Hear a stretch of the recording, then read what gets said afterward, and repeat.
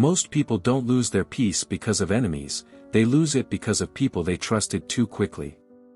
And the strange truth is this: betrayal rarely announces itself. It doesn't arrive with warning signs or obvious hostility. Instead, it arrives quietly, disguised as familiarity, kindness, and trust. The people who end up hurting you the most are often the ones you once felt safest with. Friedrich Nietzsche believed something deeply unsettling about human nature. He believed that people are not always what they appear to be, and that beneath social behavior lies a complex mix of instinct, desire, ego, and self-interest. In other words, not everyone who enters your life deserves full access to your trust. And if you trust blindly, you don't avoid betrayal, you make it more likely.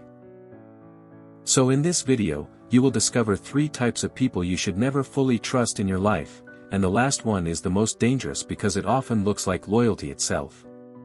But before we begin, understand something important. This video is not about fear, and it is not about assuming everyone is dangerous. It is about awareness. Because most people don't suffer from betrayal alone, they suffer from misjudgment. They mistake attention for care, presence for loyalty, and words for truth. And once that illusion breaks, the emotional damage is often deeper than the betrayal itself. Nietzsche wasn't teaching suspicion. He was teaching clarity. So listen carefully, because what you are about to learn is not about labeling people as good or bad, but about recognizing patterns that quietly repeat themselves in human behavior. The first type is the opportunistic presence. This is the person who appears and disappears based entirely on what they can gain from you. When you are going through difficulties, they are nowhere to be found. But when you start improving, when your life begins to move forward, when opportunities begin to open up for you, they suddenly reappear as if they never left. At first, this feels normal. You may even convince yourself that people reconnect in cycles. But over time, a pattern becomes visible. They are not showing up because of emotional connection, they are showing up because of access. Access to your energy, your growth, your knowledge, your network, or your success. Nietzsche would describe this as attachment based on usefulness rather than loyalty. And the most dangerous part is not their absence during your low moments, it is their sudden presence during your peak moments. Because if someone only enters your life when things are going well, then they were never part of your foundation, they were only attracted to your advantage. And this raises a serious question you must ask yourself: if your success disappeared tomorrow, would they still remain in your life? The second type is the emotional manipulator. And this type is harder to detect because they rarely look harmful in the beginning. In fact, they often appear vulnerable, open, and emotionally expressive. They talk about their pain, their struggles, their past betrayals, and how life has treated them unfairly. And naturally, this triggers empathy. You begin to understand them, support them, and emotionally invest in their healing.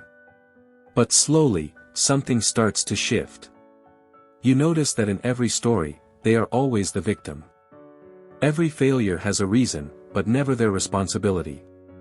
Every conflict has a cause, but never their contribution. At first, this seems like coincidence. But over time, a pattern emerges that cannot be ignored. Nietzsche warned about this psychological structure because a person who refuses to take responsibility for their suffering will eventually project that suffering onto others. And once you are emotionally attached, logic becomes harder to use. You start excusing behavior. You start absorbing guilt. You start feeling responsible for their emotions. And what began as compassion slowly transforms into emotional obligation. You are no longer choosing to help them, you feel like you must help them. And this is where the shift happens. Because emotional manipulation does not always look like control. Sometimes it looks like dependency. And sometimes, the more you give, the more trapped you become.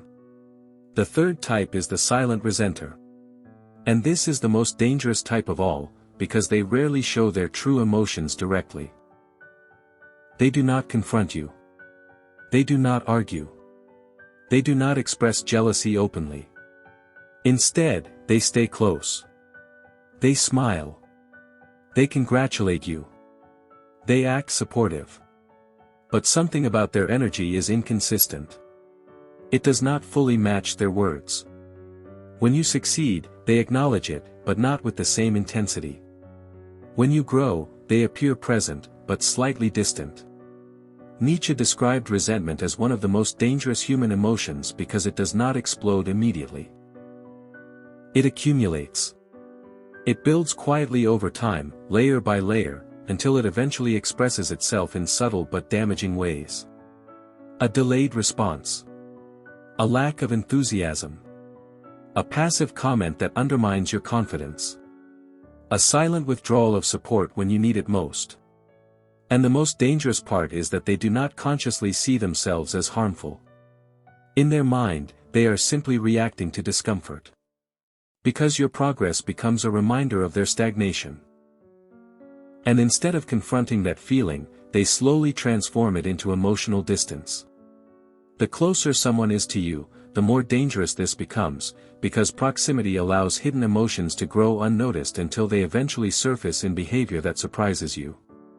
Now if you step back and look at all three types, you will notice something important. None of them appear dangerous at first.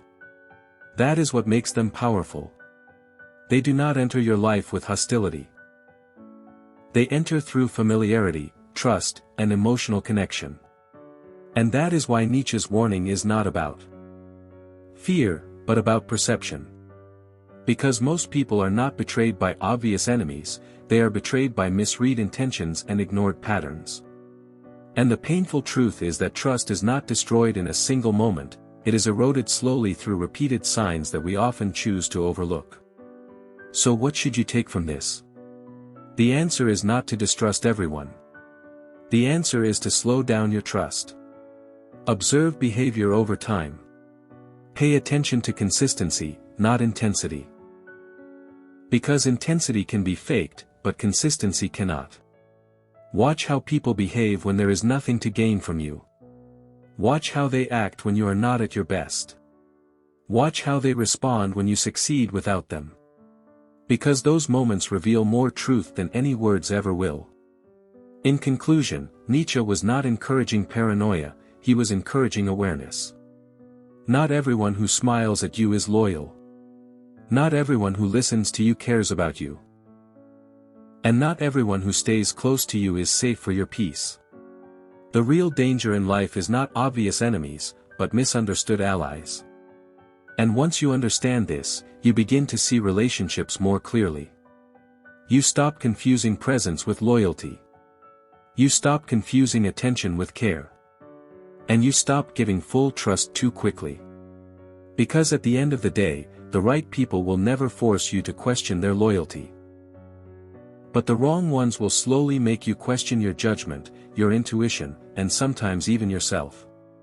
If you found value in this video, make sure to like this video, subscribe to this channel, and turn on notifications so you never miss more deep psychological insights, philosophical truths, and timeless wisdom that can change the way you see people and life.